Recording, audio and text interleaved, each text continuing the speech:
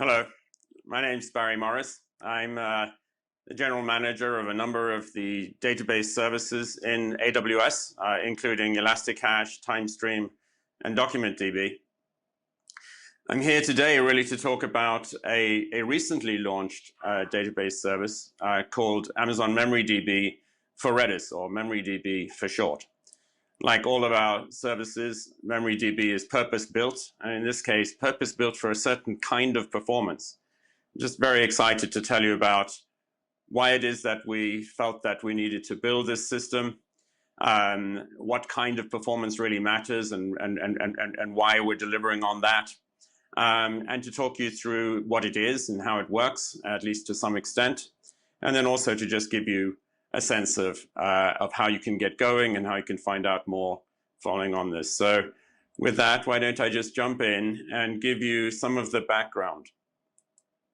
So there are many trends in the industry at the moment, of course, and some of the most important ones, and certainly the ones that we care about in relation to this particular product, are the following three. Firstly, the explosion of data. Secondly, the microservices wave. And thirdly, modern application development.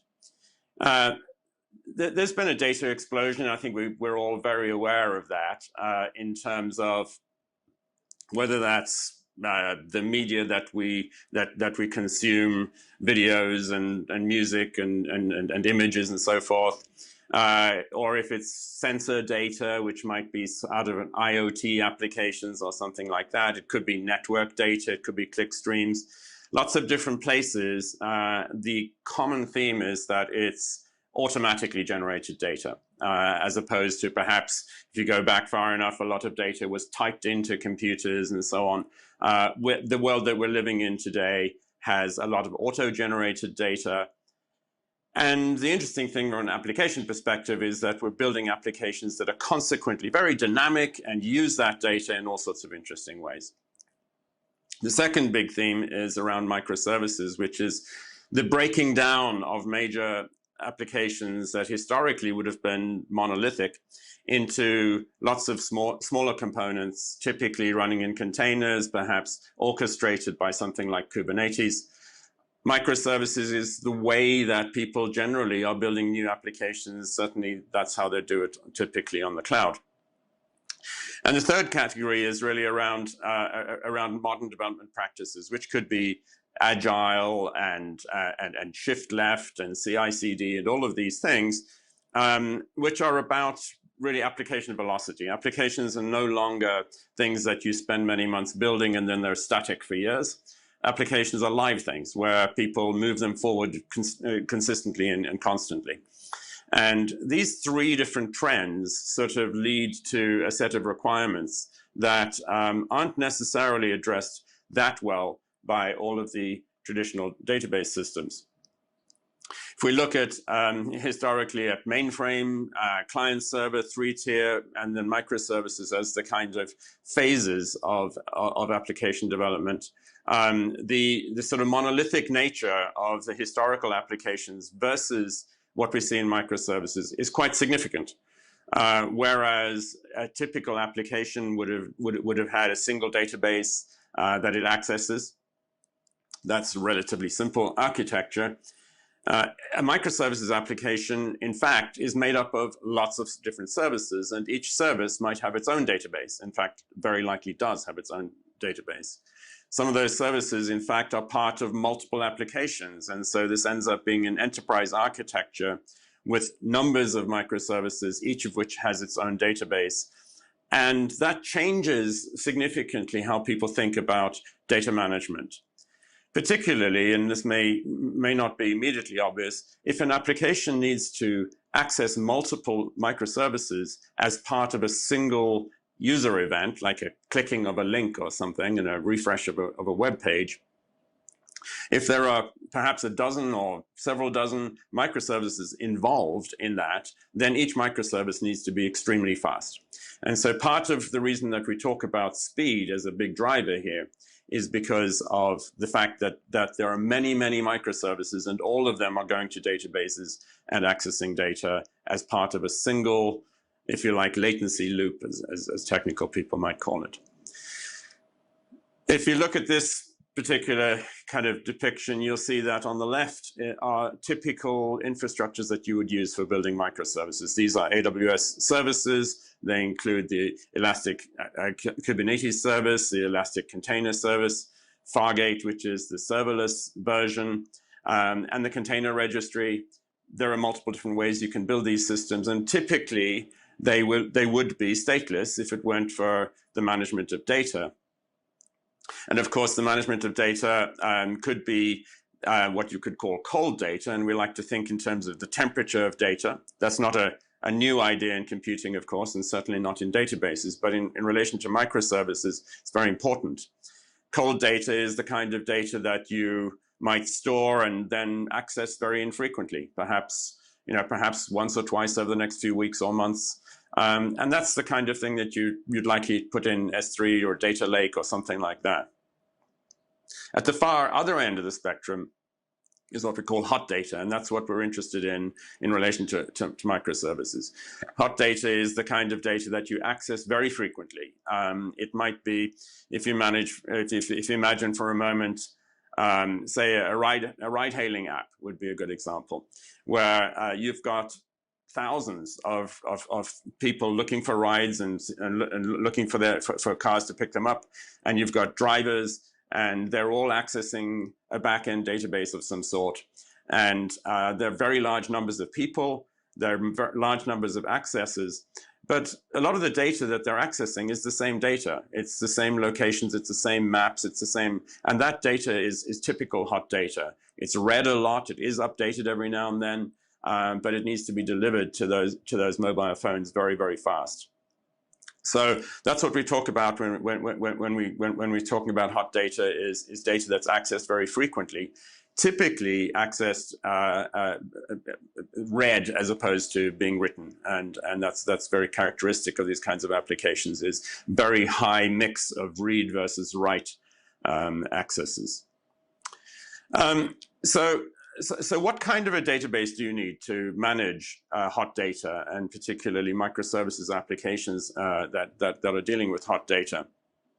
And in a somewhat cute kind of fashion, we've sort of characterized this as fast, flexible, and friendly. And so what are these requirements? The requirements for speed, for it to be fast, really we've referred to this, is that it starts with the fact that you cannot have a situation where each database reserves the right to take 200 milliseconds or 400 milliseconds to respond to a query, because the web page itself or the mobile app needs to get back to the user in somewhat less than half a second. And so whilst you could do that historically with a single database, the database could take take many milliseconds and still be part of that kind of an application. In a microservices world, you cannot do that. Each database that's involved may only have microseconds or small numbers of milliseconds to respond, to take part in that. And so that's the one piece of it. The other piece, which is sort of, I suppose, just as evident, is that there are potentially very large numbers of users of these applications. And so it's not just about that each access to the database needs to be very, very fast, but that you could have very large numbers of accesses. And so that's what we call throughput in database language. And so what you need in terms of performance here is not just the latency, which is the very, very rapid access, but the throughput, the ability to handle very large numbers of accesses every second. So speed, absolutely critical, and that is the central sort of requirement for this kind of a database system. But it's not just that. Flexibility, and this relates to the trends that we were talking about before, the flexibility of these databases needs to be very high, because you cannot have a situation where the database is slowing down the velocity of innovation. You can't have a situation where application developers have difficulty in changing database schemas or something like that. What you want is very flexible systems so that whatever the requirements are, application developers can move very quickly.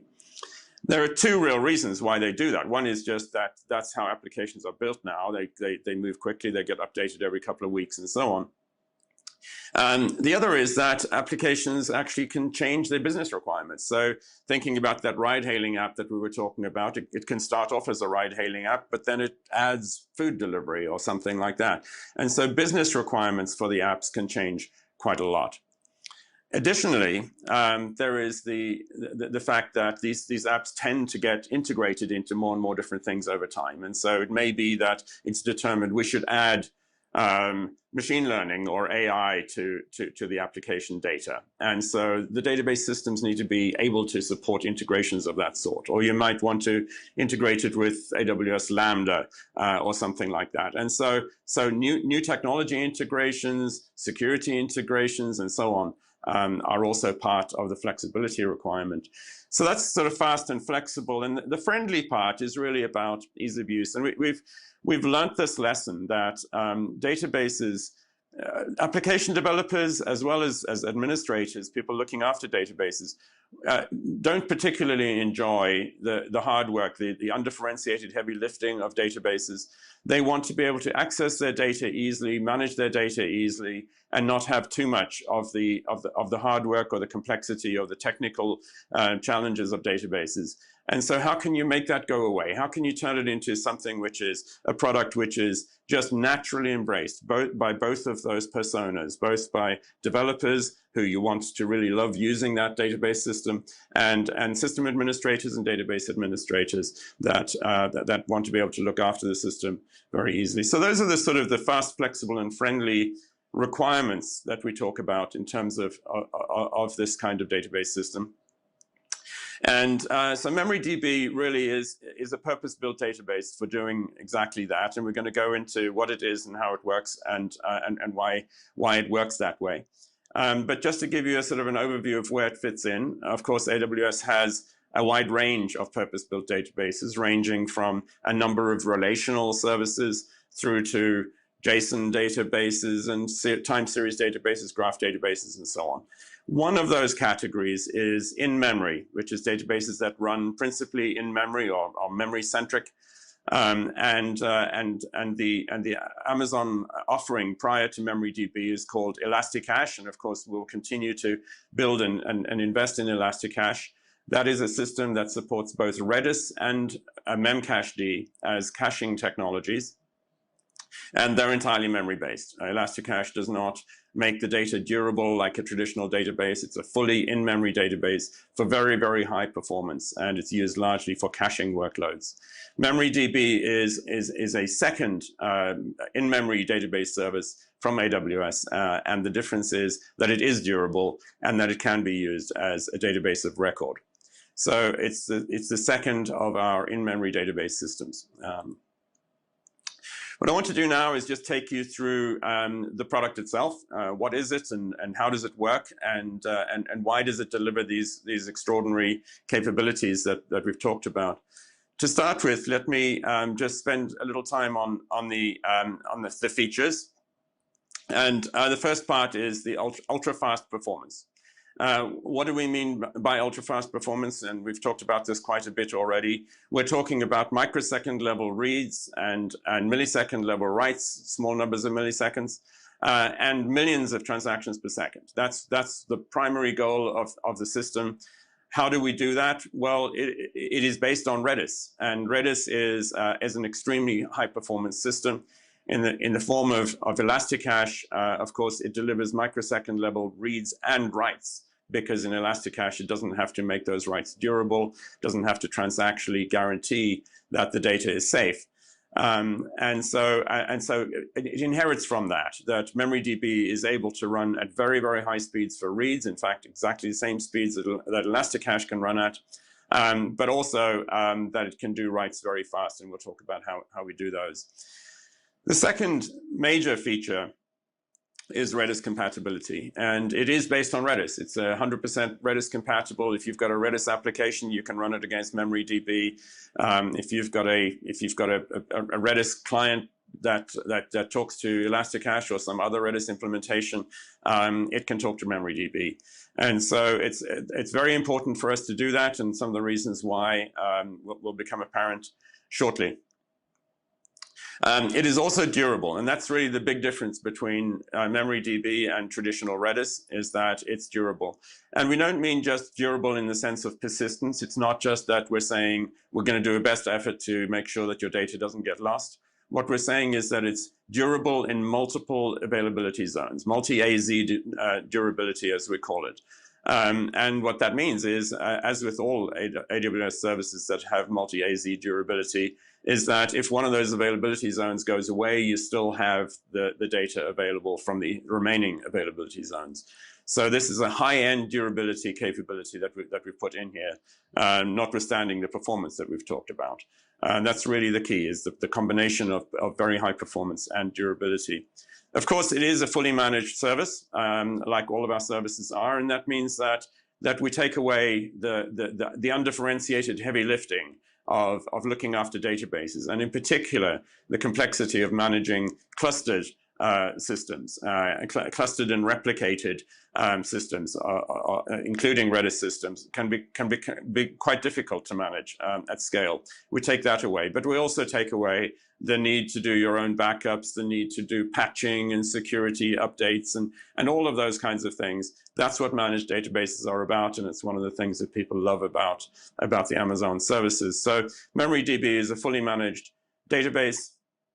It's highly scalable, of course, and so what we can do, and I'll talk more about this, is we can break up a database into many pieces, what we call sharding of the database, and so we can run very large in-memory databases. And so we're talking here about 128 terabyte databases that are fully in-memory resident and extremely high performance.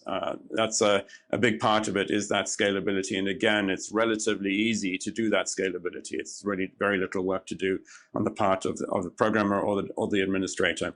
And lastly, security. It supports all of the things you'd expect, just as Elasticache does, in terms of VPC and encryption and so on. So how do we get to the fast, flexible, and friendly? And I think that I want to just spend a little bit of time on this, because it's important to understand how it works, and if you understand that, you'll see why we're so excited about it.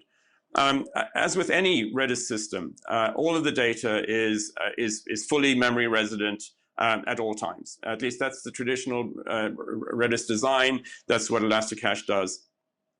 And because of that, it does not need to fetch data off the disk or fetch data out of a solid state storage device or anything else. If you go and ask MemoryDB for the data is already memory resident, and it will give it to you extremely fast.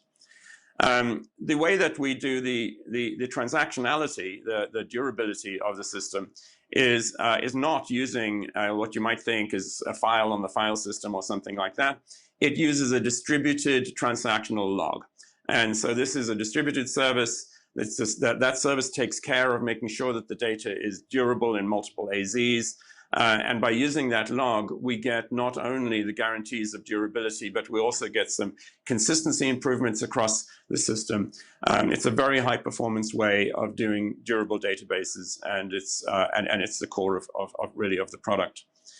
The other piece about performance is, again, about sharding and replication. And again, not wanting to get too technical about it, but sharding effectively is taking some of the data and putting it on a second and a third, and in fact, you could have hundreds of different nodes containing different parts of the database. And by doing that, you parallelize the system, you manage to handle much more data in memory because you've got more memory to play with.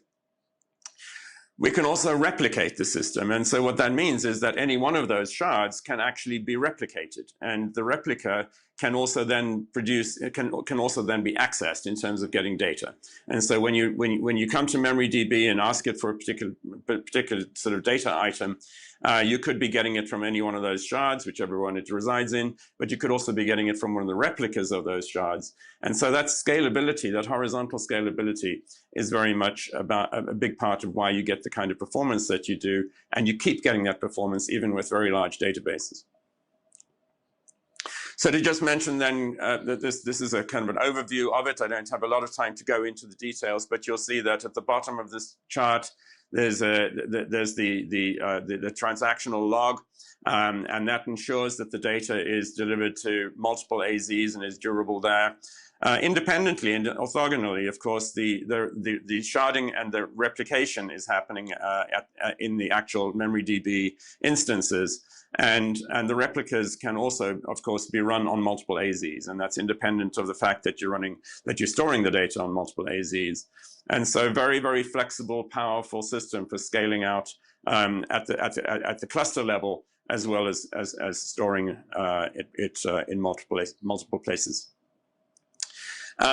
So we talked about speed. It's fast. Why is it flexible? Well, Redis is flexible. That's really the starting point. And I want to go a little bit into this, even though it's quite technical, just so that you understand why it's so attractive. Redis is a key value store, and typically a key value store is something where you put data into the database and you get it back by name, and it's as simple as that. It's a blob of data, you've named it, you get it back, a little bit like a file on a file system. And there's some great key value stores out there, and they're very fast databases.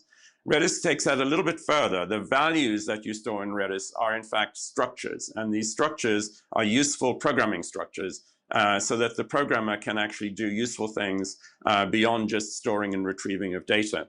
And so what you see here is a list of the structures that are supported in standard Redis. They include a string, which is just a blob of data, but they also include sophisticated structures that have sort of semantics on the server side.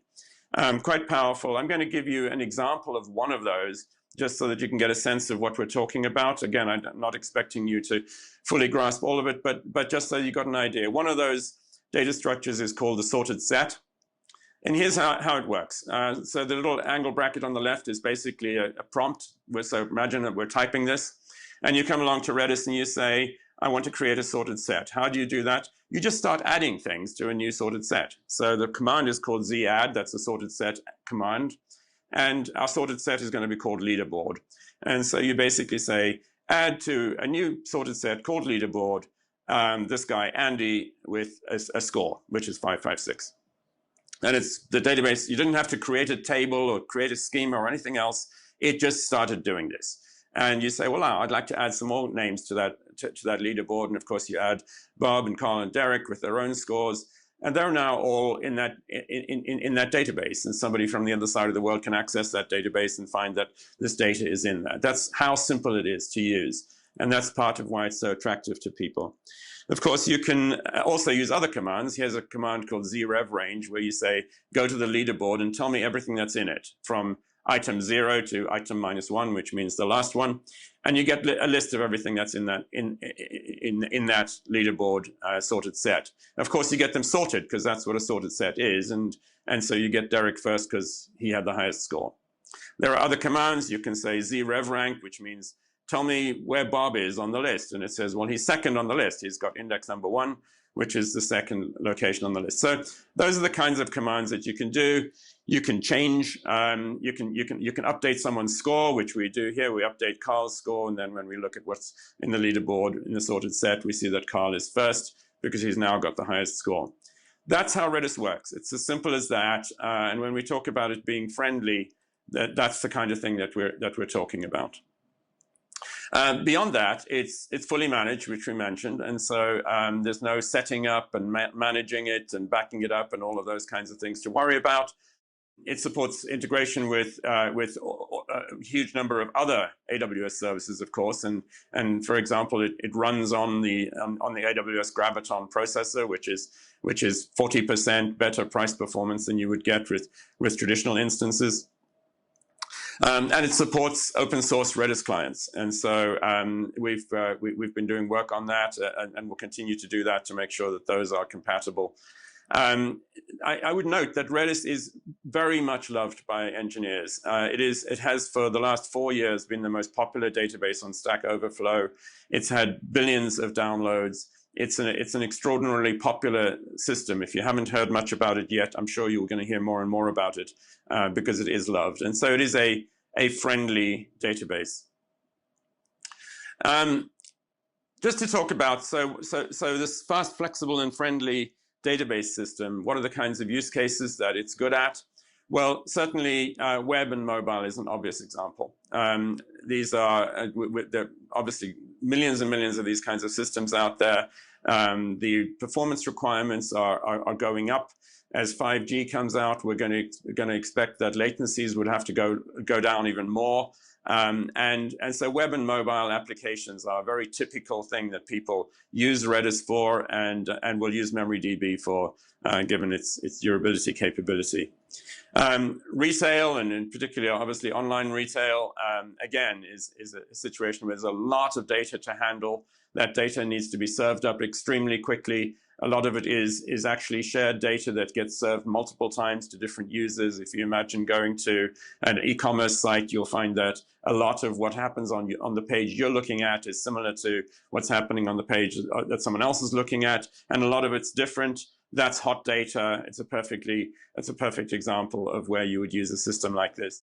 Gaming systems, again, a very, very high performance, the requirement to track everything, update everything, make sure that everybody knows where everyone else is, or whatever what the gaming scenario is. It's all real time, it's all data driven, needs to be extremely fast. Redis is used in those environments. MemoryDB is a perfect fit for that. Banking and finance, there are many examples in banking and finance where you've got the combination of needing very high performance and at the same time needing durability and transactional guarantees where you can trust the data that you're storing and retrieving. So banking and finance applications, and you can imagine trading applications or back office applications that are related to trading applications are perfect examples. And media and entertainment, of course, is another example of an area where there's which is very real time, in which it's increasingly interactive.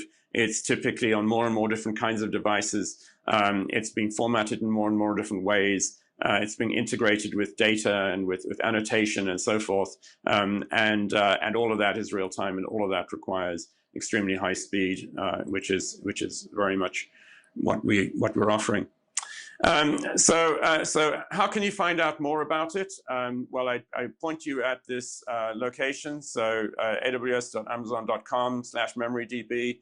Lots of resources there for you to find out more about what it is and how you can use it and how you can get going with it. It is, as I've said, 100% Redis compatible. If you want to find out more about how to program Redis, there are lots of resources on that as well. And I would also point you to our training and certification capabilities. If you're not familiar with them, we've got online courses. We've got classroom sessions, and we've got certification as well. If you go online to the location indicated here, you can find out much more about that. So with that, I want to thank you.